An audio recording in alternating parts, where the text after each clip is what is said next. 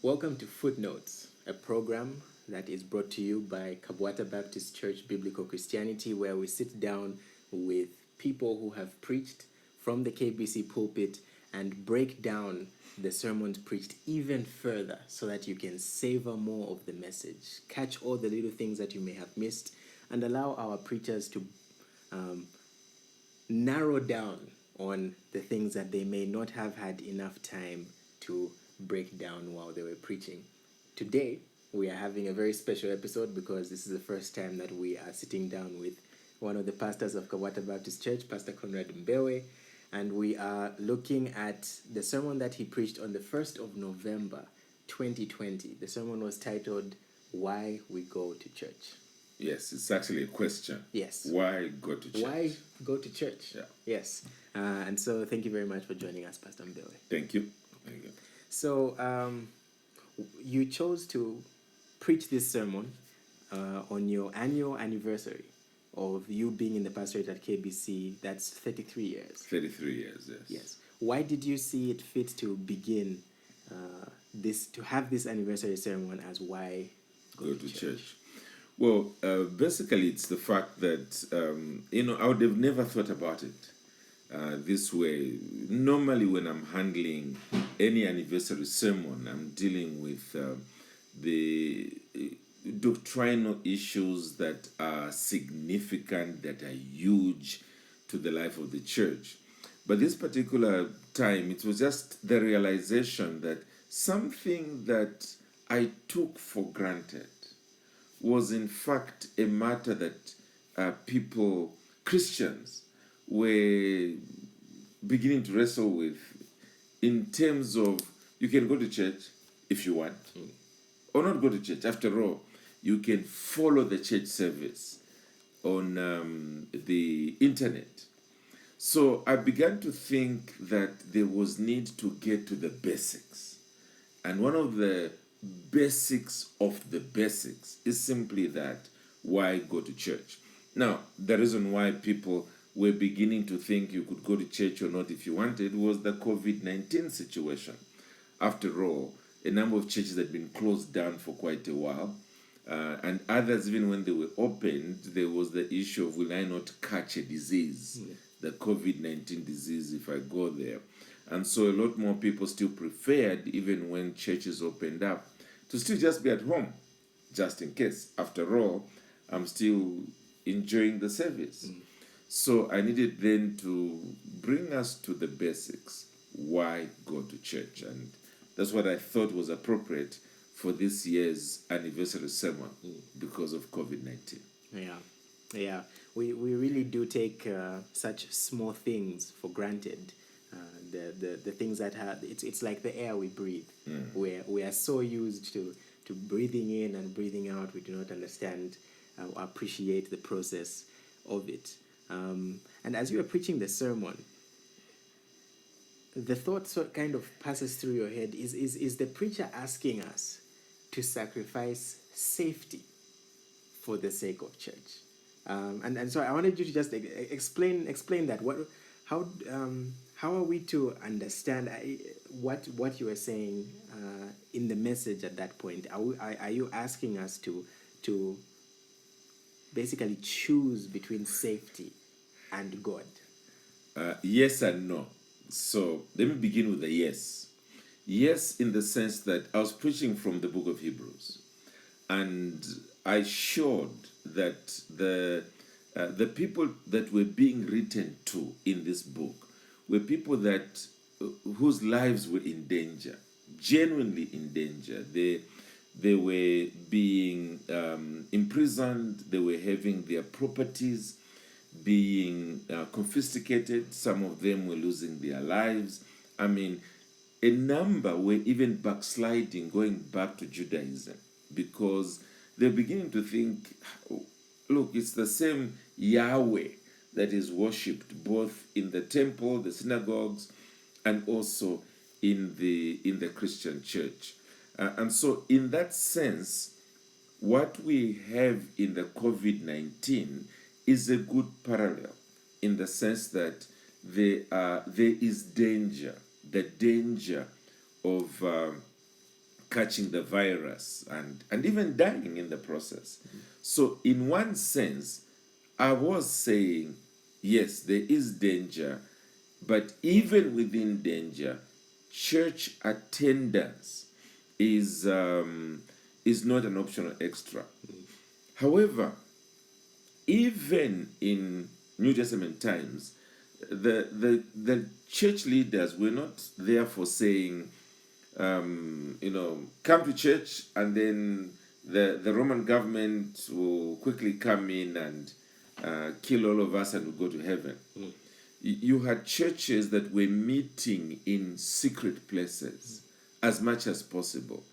Yes, some of them were being discovered and the Christians were being apprehended, but by and large, it was in places where what man could do, man did to ensure safety.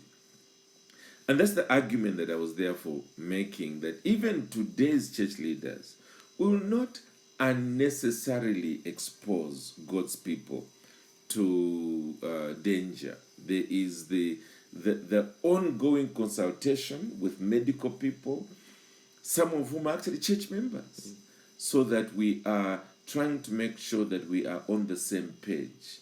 Where they initially advised, look, let's hang on and wait, as church leaders, we waited. When they said, well, look, now just make sure that there's things in place, well, we made sure that those things were in place. So as church leaders, we are not irresponsible. However, neither are we making a 100% assurance that coming to church means you'll never ever get the virus. I think we need to say to Christians, yes, there is danger, but you also have a responsibility to God and also to one another. In the midst of all that we can do, humanly speaking, make sure you're in the place of worship. So there really should be an element of trust within what I can loosely call it the social contract between the church members and the church leaders, to say the leaders have our interests at heart. They are not throwing us to the dogs, as it were. They're not asking us to lick the doorknobs in church where everybody has touched it, in the name of Christ. In the name of Christ, in the name of Jesus. I definitely get that. So it's almost a false dichotomy between safety and worship. Yes. A false dichotomy. Would that be a fair way of phrasing it? Well, I think the bottom line is there is tension, and I think we all must see that tension is there. But what we are saying is that tension is not unique to the 21st century. The early church went through that same tension, but they realized that the gathered church is not an optional extra. That it mustn't be either or. It must be both and. Yeah. So really, that's where we ought to be. Now, granted, there will be individuals who are very sick, who are susceptible to illness, and again, church leaders will want to, ensure that those people are safe. But you can't have a situation where going to church becomes equivalent to going to a shopping mall. In fact, in some cases, people were going to shopping malls, but then somehow coming to Sunday, I'll have my church on the laptop screen. Now, that's obviously not acceptable. So if you could focus in on one aspect from the sermon, something that you probably did not have time to really flesh out completely, what would that one thing be? Well, towards the end, I mentioned the fact that the statement here about not neglecting this meeting together, that phrase, meeting together, I mentioned the fact that it's not actually a common Greek phrase. it was a phrase that was used with respect to our gathering together before the Lord when he returns. So it's a meeting together in God's presence. And it's that aspect that you cannot reproduce on a screen. As I try to sing with my, sort of terrible singing voice, the popular chorus we once upon a time used to sing, we are gathering together unto him. Unto him shall the gathering of the people be. That streaming together from east, west, north, and south to the place where Jesus said, where 2 or 3 are gathered in my name, there I am in the midst of them.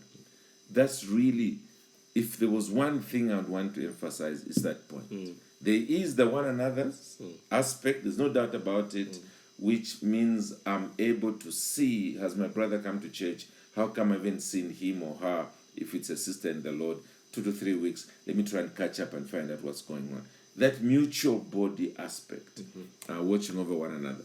However, over and above that, there is a place where the Lord wants us to be at least one day out of every 7 as God's people to worship him. And that's the aspect I would not want us to miss. Yeah, and to close it off, this is, I'm just throwing this out there. Perhaps you can correct me if I'm thinking along the wrong lines. Does this sort of reveal the idols that we have as human beings, or even as Christians, where there are certain things that we will not sacrifice for God's cause? And so, and I don't necessarily mean in terms of risking health, if you are incredibly susceptible to the illness, but where we are willing to put God on the shelf and keep everything else running, our work, school, pleasure, and all these other things. Does this reveal us the idols of our hearts? Yes. Now, I wouldn't suggest that everybody that was missing out on church has an idol, but I definitely would consider it idolatry. If a person is willing to go to work 5 days a week, and then on the 6th day go shopping at the mall, and then on the 7th say it's dangerous for me to be at church, I would really say that that's putting God away from the place where he actually ought to be. In other words, I should be able to say these other areas I would rather miss than missing being together with God's people in his presence. And I mean, it's the same people who go for a football match, and then come Sunday, I'm doing everything on the TV screen or on the laptop. Yes, that can easily be a form of idolatry, and it needed to be addressed. And that's part of what the message was seeking to address. Well, thank you very much, Pastor Mbewe. The message was highly beneficial. I would encourage each and every one of you to take the time out, look for the message, why we go to church, or why go to church, on YouTube under KBC Biblical Christianity, or from our website, or even sermon audio. It was a great message, and we hope that it will be of great benefit to you and your walk with the Lord. Thank you once again, Pastor Mbewe. Thank you. Thank you for having me.